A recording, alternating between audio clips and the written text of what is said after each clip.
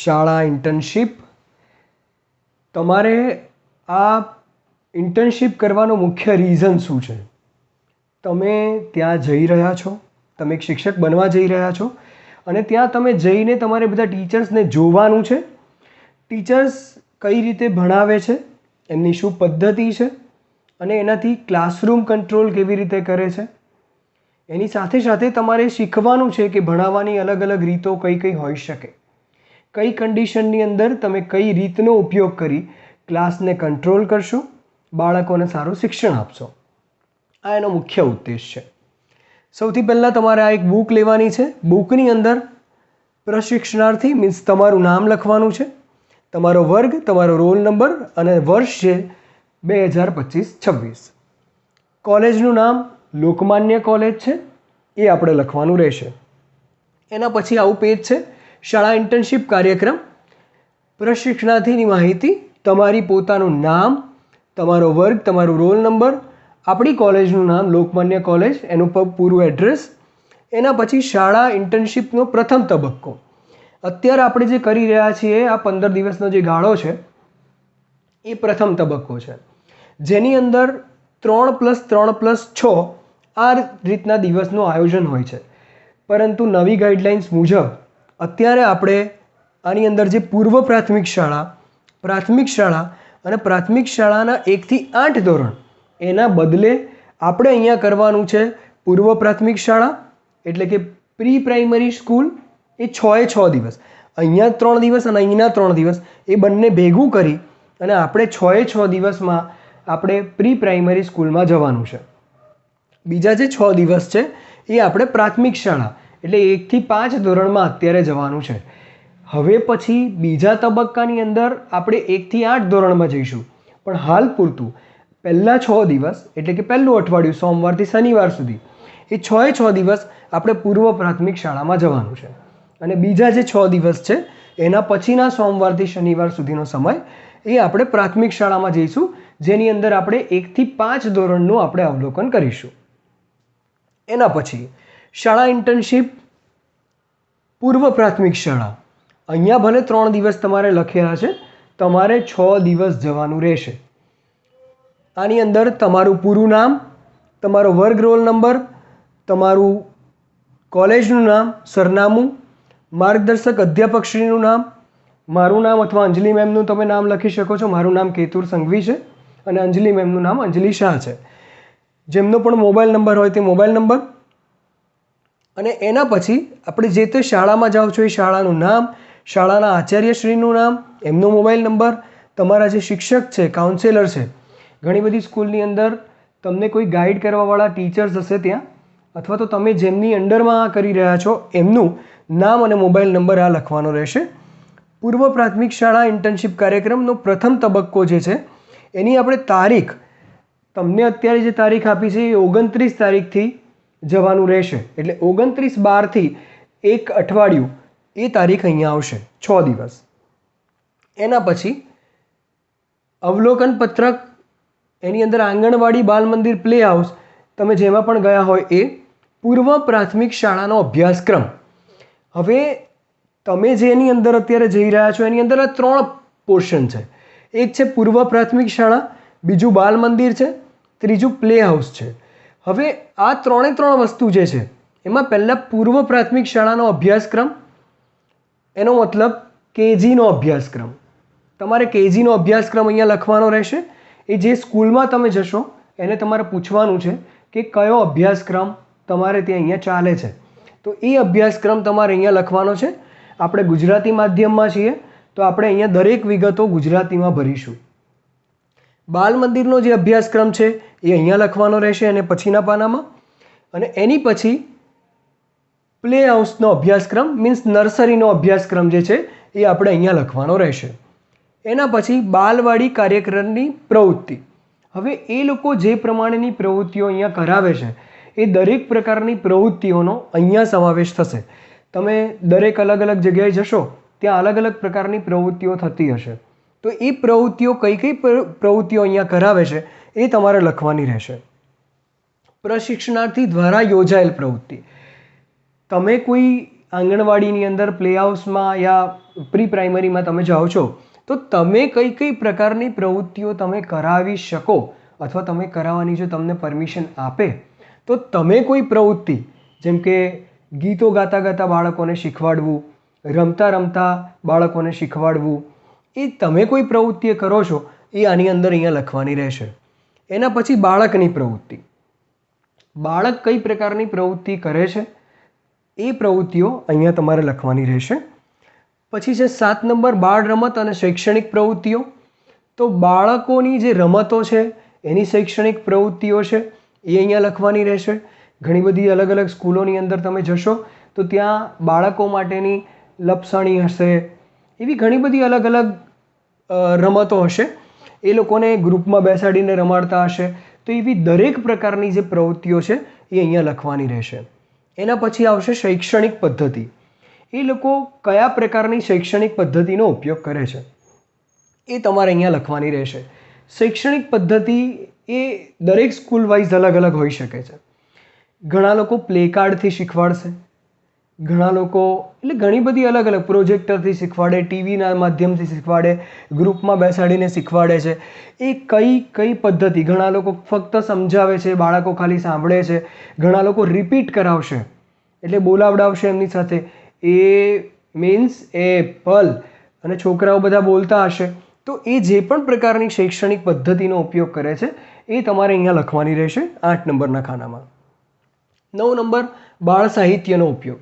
એ લોકો કઈ વસ્તુઓનો ઉપયોગ કરે છે. કોઈ ચાર્ટ લે છે, કોઈ પ્રોજેક્ટર લે છે, કોઈ પણ વસ્તુનો જેનો બી ઉપયોગ કરતા હોય એ ઉપયોગ તમારે અહીંયા લખવાનો રહેશે કે કયા કયા પ્રકારના બાળ સાહિત્યનો. ફ્લેશ કાર્ડ્સ આવે છે, પ્લે કાર્ડ્સ આવે છે, પછી એવી ઘણી બધી અલગ અલગ વસ્તુઓનો એ લોકો ઉપયોગ કરતા હોય છે. બ્લોક્સ આવે છે વુડનના. તો એ તમારે અહીંયા લખવાનું છે કે કયા કયા પ્રકારના સાહિત્યનો એ લોકો ઉપયોગ કરે છે. હવે 10મા નંબરનું જે ખાનું છે એ ખૂબ જ અગત્યનું છે, જેની અંદર એમણે લખેલું છે કે મને શીખવા મળ્યું. તમે ત્યાં ગયા, તમે આ 3 દિવસથી લઈને 6 દિવસ, પહેલાં આપણે 3 દિવસનો જ પ્રોગ્રામ હતો પણ હવે આપણે 6 દિવસનો છે. તો આ 6 દિવસની અંદર તમે ત્યાં શું શીખ્યા એ શીખેલું તમારે અહીંયા લખવાનું છે કે તમે અત્યાર સુધી ઘણું બધું જાણતા હશો કે કેવી રીતે ભણાવાય આ તે બધું જ, પણ હવે ત્યાં ગયા પછી તમારામાં શું ફેરફાર આવે છે, તમે શું નવું શીખો છો એ આની અંદર આપણે લખવાનું રહેશે. એના પછી 11 નંબરનું ખાનું અન્ય બાળ ઉપયોગી નોંધપાત્ર વિશિષ્ટતા. તમને એવું લાગે છે કે કોઈ નોંધવા પાત્ર તમને કોઈ વિશિષ્ટતા દેખાય છે, તમને એવું લાગે છે કે આ વસ્તુમાં આમ હોત તો વધારે સારું હોત, તો એવી કોઈ પણ વિશિષ્ટતા જે છે એ તમારે આની અંદર લખવાની રહેશે. એના પછી મારો નવો વિચાર. તમે અહીંયા લખી શકો છો મારો નવો વિચાર. એનો મતલબ છે કે તમે જો તમે ભણાવતા હોત, તમને ઘણા ટીચર્સને જોઈને એવું લાગે અથવા તો તમને અમુક પદ્ધતિ જોઈને એવું લાગે કે આની કરતાં આ પદ્ધતિ વધારે સારી છે અથવા તો આ રીતે કરાયું હોત તો વધારે સારું હોઈ શકત, તો એ તમારે અહીંયા તમારો જે નવો વિચાર છે એ નવો વિચાર અહીંયા રજૂ કરવાનો રહેશે કે હું હોત તો હું આવું કરાવત, જેનાથી તમારું એક સ્કિલ જે છે એ સ્કિલ તમારી અહીંયા ડેવલપ થવાના ચાન્સીસ છે. એના પછી અહીંયા જે એની પછીનું જે પાનું છે એની અંદર દિવસ 1, દિવસ 2, દિવસ 3 અને આવી જ રીતે નેક્સ્ટમાં આવશે દિવસ 1, 2, 3. એની અંદર તમારે લખવાનું છે જે પણ તારીખે ગયા છો એ અને અહેવાલ. આખા દિવસ દરમિયાન તમે શું શું પ્રવૃત્તિઓ જોઈ, તમે શું પ્રવૃત્તિઓ કરાવી, એવી ટૂંકમાં અહીંયા વિગતો ભરવાની છે, પહેલા દિવસની, બીજા દિવસની, ત્રીજા દિવસની. આ પ્રથમ વર્ષનું જે 3 દિવસનું અવલોકન હતું એ અહીંયા પૂરું થયું. હવે આ પ્રાથમિક શાળા અવલોકન બીજા 3 દિવસ, આપણે આને સુધારી અને અહીંયા પ્રાથમિક શાળા અવલોકનની જગ્યાએ અગેઇન એ જ કરી દેવાનું છે પ્રી પ્રાઇમરી. પ્રી પ્રાઇમરીનું બીજા 3 દિવસ આપણે અહીંયા લઈ લેવાનું છે અને જે આગળ વાત કરી એ જ પ્રમાણેની ડિટેલ્સ અહીંયા આપણે ભરવાની છે. એના પછી આવશે પ્રાર્થનાનો કાર્યક્રમ. હવે જે તે વાર અનુસાર એ લોકો કયા કયા પ્રકારની પ્રાર્થનાઓ કરાવે છે એ પ્રાર્થનાની નોંધ તમારે અહીંયા કરવાની રહેશે. એના પછી પ્રાથમિક શાળાનું જે અવલોકન પત્રક છે એની અંદર નંબર, ક્રમ આપેલો છે, તારીખ આપી છે, ધોરણ, વિષય, એકમ, શિક્ષકનું નામ. તમે 6 દિવસ ત્યાં જઈ રહ્યા છો તો એ 6 દિવસની અંદર તમે જેટલા પણ લેક્ચર્સ એટેન્ડ કરો છો, રોજના મિનિમમ 3 લેક્ચર તમારે એટેન્ડ કરવાના છે. એ 3 લેક્ચરમાં અહીં લખશો નંબર 1, જે તે તારીખ, ધોરણ, માની લો કે તમે બીજા ધોરણની અંદર લેક્ચર અટેન્ડ કરી રહ્યા છો તો અહીંયા ધોરણ 2, વિષય માની લો કે ગણિત છે તો અહીંયા ગણિત, અને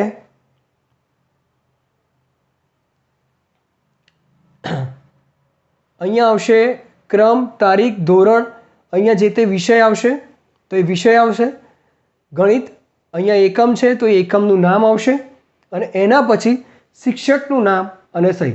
તમે જે પણ કોઈ લેક્ચર એટેન્ડ કર્યા છે એ દરેકે દરેક શિક્ષકનું નામ અને એમની સહી એ તમારે અહીંયા લેવાની રહેશે.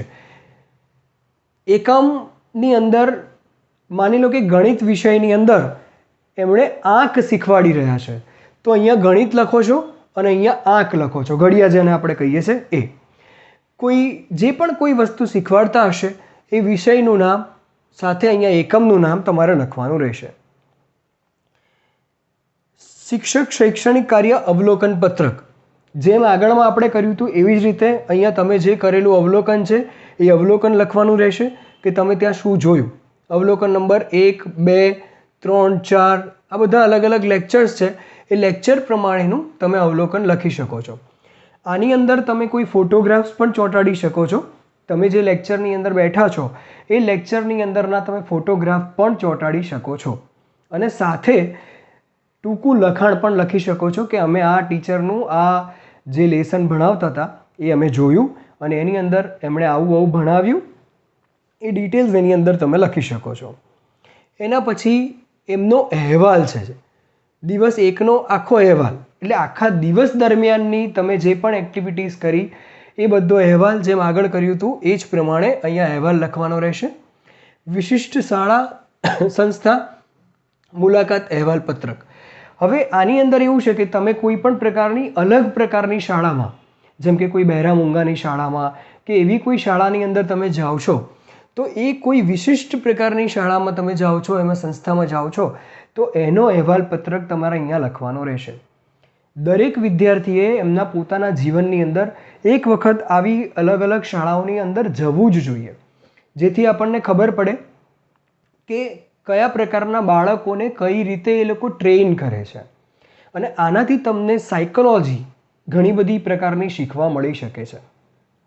એના પછી પ્રથમ ઇન્ટર્નશીપનો મારો અનુભવ, આખી જે 6 દિવસનો તમે પહેલી ઇન્ટર્નશીપ જે તમે કરો છો એનો અનુભવ તમારે લખવાનો છે. અધ્યાપકશ્રીનો તમારે અભિપ્રાય લેવાનો છે કે જે તે શાળાની અંદર તમે જાઓ છો તો આ જે ડિટેલ છે એ લોકો તમને ભરી આપશે. તમારો જે અનુભવ છે એ અનુભવ હંમેશા પોઝિટિવ હોવો જોઈએ, કારણ કે ઘણી બધી વસ્તુ એવી હોય છે કે જે આપણે જઈશું તો આપણને એવું લાગશે કે અહીંયા કચરો પડ્યો છે, અહીંયા ટીચરે બરાબર ના કરાવ્યું, એવું ઘણું બધું આપણા હિસાબથી આપણને લાગશે. પણ જ્યારે આપણે ભણાવવા જઈશું ત્યારે આપણને ખબર પડશે કે કઈ પરિસ્થિતિને આધારે એમણે શું ડિસિઝન લીધા હોઈ શકે. તો એના આધારે આપણે કોઈ પણ વસ્તુ જ્યારે અહીંયા લખવાની છે તો એ વસ્તુ તમને લાગેલી પોઝિટિવ વસ્તુ જ અહીંયા લખવાની છે, નેગેટિવ વસ્તુ અહીંયા આપણે લખવાની નથી.